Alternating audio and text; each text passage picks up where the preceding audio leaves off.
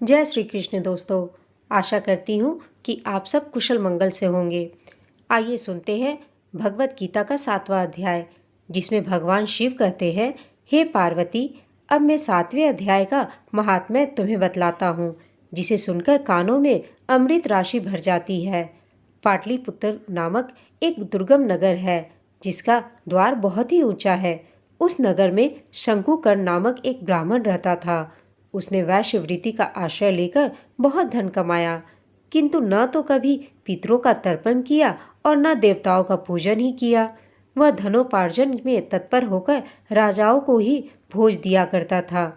एक समय की बात है, उस ब्राह्मण ने अपना चौथा विवाह करने के लिए पुत्रों और बंधुओं के साथ यात्रा की। मार्ग में आधी रात के समय जब वह सो रहा था, तब एक सर्प ने कहीं से आकर उसकी बाह में काट लिया। उसके काटते ही उसकी ऐसी अवस्था हो गई कि मणि, मंत्र और औषधि आदि से भी उसके शरीर की रक्षा असाध्य जान पड़ी। तत्पश्चात कुछ ही क्षणों में उसके प्राण पखेरु उड़ गए और वह प्रेत बना। फिर बहुत समय के बाद वह प्रेत सर्प योनि में उत्पन्न हुआ। उसका वित्त धन की वासना में बंधा था। उसने पूर्व वृत्तांत को स्मरण करके सोचा, मैंने घर के बाहर करोड़ों की संख्या में अपना जो धन गाड़ रखा है, उससे इन पुत्रों को वंचित करके स्वयं ही उसकी रक्षा करूंगा। सांप की योनि से पीड़ित होकर पिता ने एक दिन स्वप्न में अपने पुत्रों के समक्ष आकर अपना मनोभाव बताया। तब उसके पुत्रों ने सवेरे उठकर बड़े विस्मय के साथ एक दूसरे से स्वप्न की बातें कहीं।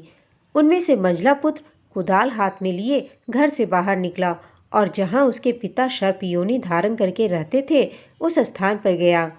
यद्यपि उसे धन के स्थान का ठीक ठाक पता नहीं चला, तो भी उसने चिन्हों से उसका ठीक निश्चय कर लिया और लोक बुद्धि से वहां पहुंचकर खोदना आरंभ किया। तब उसे अचानक बड़ा भयानक सांप प्रकट हुआ और वह बोला, ओ मूर्ख, तू कौन है और यहाँ किस लिए आया है? यह बिल तू क्यों खोद रहा है? किसने तुझे भेजा है यहाँ? ये सारी बातें मेरे सामने बता। पुत्र ने कहा, मैं आपका पुत्र हूँ। मेरा नाम शिव है। मैं रात्रि में देखे गए स्वप्न से विस्मित होकर यहाँ का सुवर्ण लेने के लिए कौतूहल वश आया हूँ।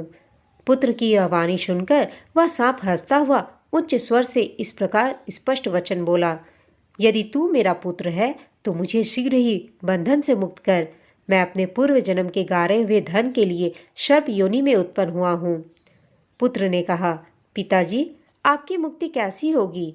इसका उपाय मुझे बताइए, क्योंकि मैं इस रात में सब लोगों को छोड़कर आपके पास आया हूँ। पिता ने कहा, बेटा, गीता के अमृतमय 7वें अध्याय को छोड़कर मुझे मुक्त करने में तीर्थ, दान, तप और यज्ञ भी सर्वथा समर्थ नहीं है। केवल गीता का 7वां अध्याय ही प्राणियों के जरा मृत्यु आदि दुखों को दूर करने वाला है। पुत्र, मेरे श्राद्ध के दिन गीता के 7वें अध्याय का पाठ करने वाले ब्राह्मण को श्रद्धापूर्वक भोजन कराओ। इससे निसंदेह मेरी मुक्ति हो जाएगी। वत्स, अपनी शक्ति के अनुसार पूर्ण श्रद्धा के साथ निर्वयसी और वेद विद्या में प्रवीण अन्य ब्राह्मणों को भी भोजन कराना। सर्प योनि में पड़े हुए पिता के ये वचन सुनकर सभी पुत्रों ने उसकी आज्ञा अनुसार तथा उससे भी अधिक किया। तब शंकुकर्ण ने अपने सर्प शरीर को त्याग कर दिव्य देह धारण किया और सारा धन पुत्रों के अधीन कर दिया। पिता ने करोड़ों की संख्या में जो धन उनमें बांट दिया था, उससे वे पुत्र बहुत प्रसन्न हुए। उनकी बुद्धि धर्म में लगी हुई थी, इसलिए उन्होंने कुआं, पोखरा, यज्ञ तथा देव मंदिर के लिए उस धन का उपयोग किया और अन्नशाला भी बनवाई।